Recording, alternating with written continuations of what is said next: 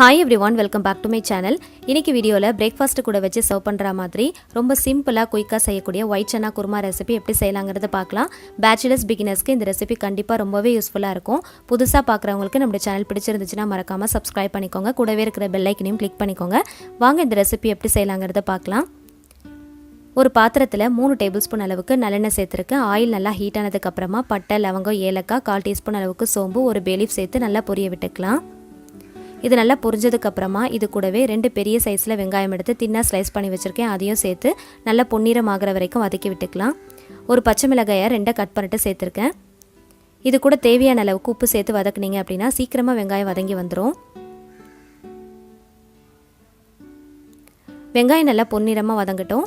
இதுக்கு நடுவுல பாத்தீங்கன்னா ஒரு கைப்பிடி அளவுக்கு தேங்காய், 8 முந்திரி, 1/4 டீஸ்பூன் சோம்பு, 1/4 டீஸ்பூன் கசகசா சேர்த்து கொஞ்சமா தண்ணி விட்டு நல்ல பேஸ்ட் போல மிக்ஸி ஜார்ல அரைச்சு எடுத்துக்கலாம். வெங்காயம் நல்லா வதங்கினதுக்கு அப்புறமா 1/2 டீஸ்பூன் அளவுக்கு ஜிஞ்சர் கார்லிக் பேஸ்ட் ஆட் பண்ணிட்டு வாசனை போற அளவுக்கு நல்லா வதக்கி விட்டுக்கலாம். இது கூடவே 2 பெரிய தக்காளியை தின்னா ஸ்லைஸ் பண்ணிட்டு அதையும் சேர்த்திருக்கேன். நல்லா மேஷ் ஆகுற அளவுக்கு வதக்கி விட்டுக்கோங்க. இப்போ இது கூட 1/4 டீஸ்பூன் அளவுக்கு மஞ்சள் தூள், 1/2 டீஸ்பூன் அளவுக்கு காஷ்மீரி ரெட் சில்லி, 1/2 டீஸ்பூன் அளவுக்கு தனியா தூள் மட்டும் சேர்த்துக்கலாம். வேற எந்த மசாலாவும் ஆட் பண்ண தேவையில்ல. இந்த மசாலா வாசனை போற அளவுக்கு நல்லா வதக்கி விட்டுக்கலாம். இப்போ இது கூட 1 கப் அளவுக்கு ஒயிட் சன்னா நான் ஆட் பண்ணியிருக்கேன். சன்னாவை ஓவர் நைட் நல்லா ஊற வச்சுட்டு மார்னிங் ஒரு 4 விசில் வச்சு எடுத்திங்கனாலே போதுமானது தான். அதை இது கூட சேர்த்துக்கலாம். நான் ஒரு 2 பேர் சாப்பிட்ற அளவுக்கு தான் ப்ரிப்பேர் பண்ணுறேன். இப்போ அரைச்சி வச்சிருக்கிற தேங்காய் பேஸ்ட்டையும் இது கூட சேர்த்துக்கலாம். கொஞ்சமாக மிக்ஸி ஜாரில் தண்ணி விட்டுட்டு அலசிட்டு அதையும் இது கூட சேர்த்துக்கலாம். குருமாவுக்கு தேவையான அளவுக்கு நீங்கள் வாட்டர் ஆட் பண்ணால் போதும், ரொம்ப ஆட் பண்ணிட வேணாம். ஆல்ரெடி சன்னா குக் பண்ணி தான் சேர்த்துருக்கோம். கூடவே கொஞ்சமாக கருவேப்பிலை இலைகள் சேர்த்துட்டு மூடி போட்டு ஒரு 10 நிமிஷத்துக்கு மட்டும் குக் பண்ணிக்கலாம்.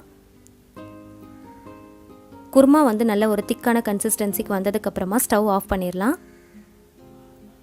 இது கூட கொஞ்சமாக புதினா இலைகள் ஆட் பண்ணிவிட்டு நல்லா ஒரு மிக்ஸ் கொடுத்துடலாம். அவ்வளோதான், ரொம்ப டேஸ்டியான white chana kurma recipe ready ஆயிடுச்சு. இன்றைக்கி நான் இட்லி கூட வச்சு சர்வ் பண்ணுறேன். இதை நீங்கள் எது கூட நல்லா வச்சு சர்வ் பண்ணலாம். கண்டிப்பாக இந்த ரெசிபி ரொம்பவே சூப்பராக இருக்கும். இட்லி, தோசை, சப்பாத்தி, பூரி எல்லாத்துக்குமே ரொம்பவே ஆப்டான ஒரு ரெசிபி தான் இது. கண்டிப்பாக இதை ட்ரை பண்ணி பாருங்கள். இந்த ரெசிபியோட வீடியோ உங்களுக்கு பிடிச்சிருந்துச்சுன்னா மறக்காமல் லைக் பண்ணுங்கள், ஷேர் பண்ணுங்கள். மறக்காமல் நம்ம சேனலை சப்ஸ்கிரைப் பண்ணிட்டு தொடர்ந்து சப்போர்ட் பண்ணுங்கள். Thank you so much. கீப் வாட்சிங்.